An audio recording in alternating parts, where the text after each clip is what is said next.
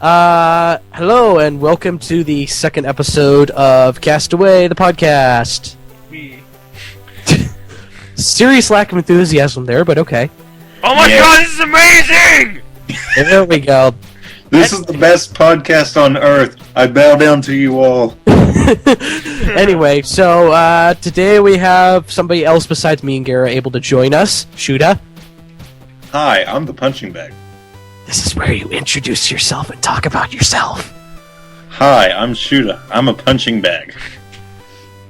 What else do you want me to say? He uses a Mac. Do you want me to give you my date of birth? That'd be nice if you could. And your social security number and credit card number. Alright, my credit card number is 0000000. Okay. No, seriously. I do nothing. I sit down in front of the computer, I play games, and I talk to these two idiots. That's about it. I'm not amused. Alright. So, with that, I guess we get started. Yep, alright. Okay, quick bit of community news before we start in. Just want to kind of formally announce this. We have a Skull Tag server. Yay! Yay! Yay, and it kind of breaks half the time because I have no idea how to fix it. It's a great thing I don't use that at all, because Camo is in charge. That's why it breaks. Yeah, that's pretty much why it breaks. I can't figure out the whole map list thing because the main problem is that Skull Tag server can't save settings at all. So if you reboot the computer, which happens quite frequently with Windows updates, yeah. So I have to set all the settings up manually again every time it reboots, which is kind of a pain in the butt. Why don't you just use default settings? Then you would never have to redo the settings. The problem is that the default settings absolutely suck. So couldn't you just save it in a config file? Nope, can't save it in a config file. Can't save the settings at all. Maybe you can, but you're just doing it wrong. How about I've looked it up, and the problem is that the Skull Tag wiki is actually broken right now. It's down. You can't access it at all. So it's like, I'm going to this resource that they actually list in the help file. It's not there anymore. Well, there's your problem. Yeah, and the forums, even worse is the forums are broken too, so... Great. Is there anything that isn't broken? Oh yes, my dignity. You use a Mac. There we go, it's broken. No! Okay, well, I guess we better get started. Yeah. So, first thing to discuss, why is SNES 9X going to fail? And, you don't mind if I start, will ya? I got nothing to say, so go ahead. I only have a little thing to say, so go ahead. Alright, so, main problem with SNES 9X is that, well, the license. I don't know if you've ever looked at the SNES 9X license, but it's very restrictive.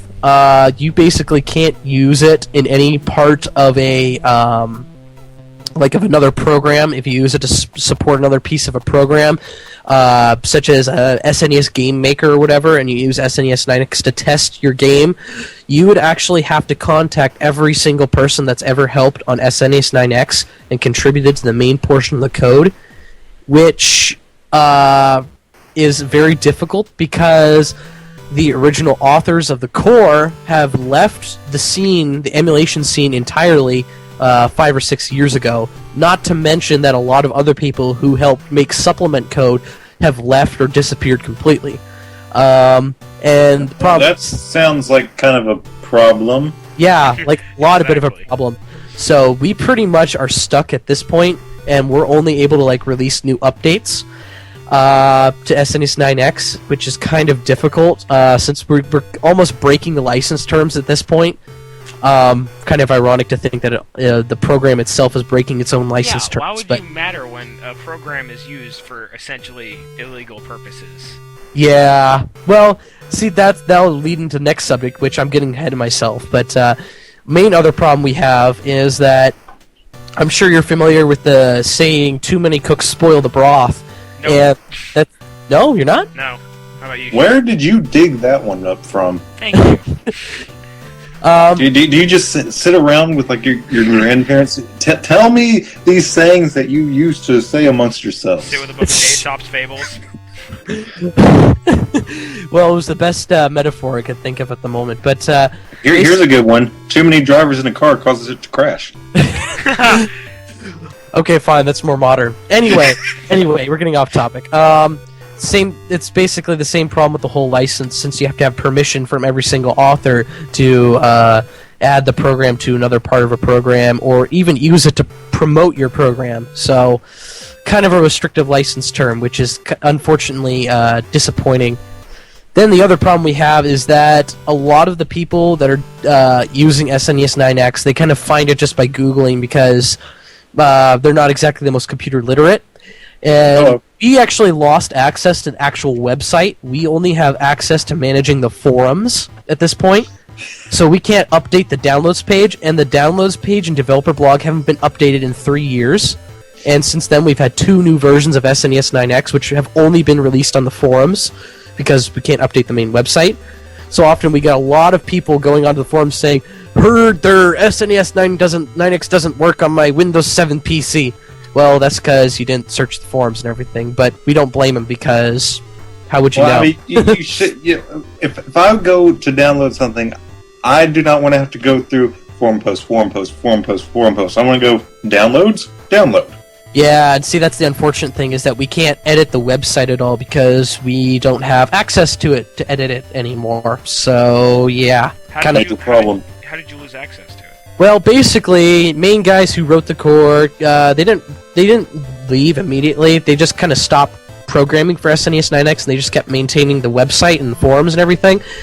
Then those guys eventually ended up leaving without telling us, and it's very hard to get a hold of them.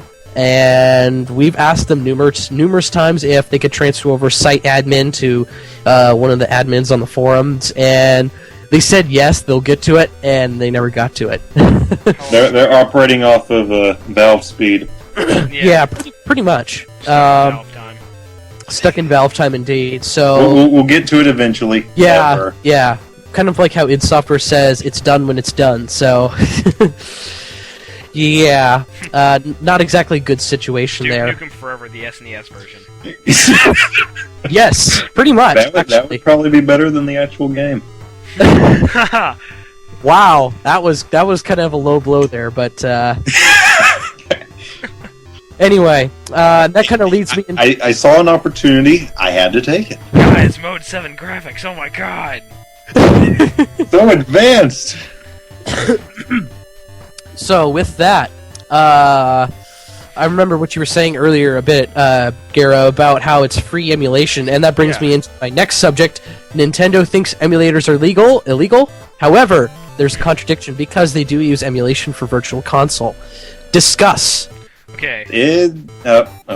Well, you can start if you want, Shuda, because... I always thought that was kind of like, the double standard. I mean, you can't do it, but we can because we're the big corporation kind of thing. Yeah. You see that around a lot. And see, the funny thing is that technically speaking, emulators aren't actually illegal. It's the ROM files themselves that are. Exactly. And the problem is that Nintendo's been misinformed by its lawyers, thinking that, oh my gosh, all emulators are illegal, they're evil, they're from, whatever. They're being created by Microsoft fanboys to steal our customers. That if I ever get $1,000, I'm sending Jamie to E3. Yes, good job. I'll contribute to that. I will contribute to that if I ever get any money. If we're ever not broke. So that's what kind of made me a bit mad with Nintendo, is when they said that, I was a little frustrated because the fact that they're basically almost lying at this point, which only EA and big other companies that do that kind of stuff. I'm severely disappointed with Nintendo in general lately. I'm kind of over them. Motion controls. The only thing I can say about Nintendo is that at least their top guys know when to knock themselves down a peg. Yeah. With a 3DS drop, and they cut their pay. I think the CEO got his pay cut by 50%. Wow. Or he chose to cut his own pay 50%. Wow, only Warren Buffett does that. Warren Buffett's a badass. He is. Oh, anyway, so... I only have real respect for, 3 people there now. It's just, Eiji Onuma, Reggie Fils-Aimé. Oh, God, Reggie. Reggie is just I don't even. Reggie is I think the best way to describe Reggie is he's too serious about having fun. Yeah, it's just like You must have fun. This is a new user experience and then that combines the Wii name with you and for the ultimate. Yeah. and then Miyamoto, of course, but he still barely has my respect, only because he's been around a lot. Yeah, Miyamoto, I just every time I see him, he's like a kid just running around. Yeah, like E3 when he was conducting the but see, symphony. My only problem with that is that he's like a big kid, but as far as managing company goes, that's not who you want in charge. You don't want the big kid in charge of the company. No, you don't. Well, it worked quite a while for id Software when they had John Romero managing. Yeah. And actually, John Romero was more like a wild, crazy teenager than a kid, really. Yeah, but see, then what happens? He goes to Ion Storm, goes bankrupt. Yeah, Ion that's Storm because H-Man got frustrated with him. So Ion Storm made good games. They only went bankrupt. Please tell me you're being sarcastic. Deus Ex. Okay, well, yeah. No, that was Ion Storm West. Still technically Ion Storm. Okay, let's not get into an argument here, guys. Anyway, but yeah, so as far as legal emulation goes, there's lots of legal emulators out there. The only problem is that they're using the illegal ROMs. Yeah. Well, then again there's public domain ROMs and everything, but nobody really cares about that much. Cheetahman. Oh god. Yeah. Action 52. Yeah, pretty much. Action 52 is not public domain. Only Cheetahman 2 is because it was released. That's the thing, is that Action 52 was actually released commercially. So For some stupid reason. For a ridiculous price tag. If you do the math, it's only $4 a game. 4 game, or there are 52 games that suck. That's the only problem. Then there's Cheetahman. Now imagine if it was Action 200 selling for $52. You know, I almost kind of think that Action 52 was almost a little bit of an inspiration for WarioWare, because, you know, WarioWare's got a whole bunch of games, and Action 52's got a whole bunch of games, and both of the games are really shallow. You know, there's not even any storyline at all. It's games that last like 5 seconds. I never played WarioWare, so I have no idea. Oh wow, you're missing out, man. I've only played the WarioWare mod on TF2, so. Wow, you guys have been missing out. You need at least play the GBA version. I have not upgraded my Game Boy since it came out in color. Listen, you just compared WarioWare to Action 52. That's not going to encourage us to play it anymore. Well, the thing is that the games in WarioWare are actually good. So they're engaging. That you see the timer and you're not sitting there going, "Kill me." Yeah, they're actually a lot of fun. So especially if you have ADHD, it's a lot of fun then. So legal emulation. Anyway, we've got enough off topic now. Where is our topic again? Who has the map on this? I don't know. I never really made it a rule to stay on topic so much, so I mean, if you ever look at the emulation collective forums, we never stay on topic in a thread. Yeah, we do. The first post is always on topic. Yeah, but the following posts never are. That's not true. We're always on topic when a new kid comes in. He's like, "How do we do X?" And then we're just like, "We need your browser. We need your operating system. We need your Java version." we should have, when you go to the support forums, it should say, before you post, make sure you have all this information. We do. We have it as a sticky, but no one reads it. That's how it is on every single support forum ever. Not kidding. We need That's why I always think we should have this big notice before you're allowed to register. You have to type in, "Here are the things I need." But then noobs would never register because they don't know what's my Java version.